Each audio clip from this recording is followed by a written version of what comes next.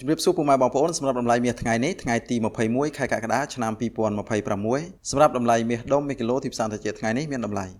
$4070ក្នុង1អោន$13865ក្នុង1គីឡូក្រាម$4946ក្នុង1តម្លឹង$494ក្នុង1ជីបាទនេះគឺជាតម្លៃមាសនៅលើទីផ្សារអន្តរជាតិសម្រាប់ថ្ងៃទី21ខែកក្កដាឆ្នាំ2026បាទអរគុណច្រើនចំពោះការទស្សនាវីដេអូមួយនេះជួបគ្នានៅវីដេអូក្រោយបន្តទៀត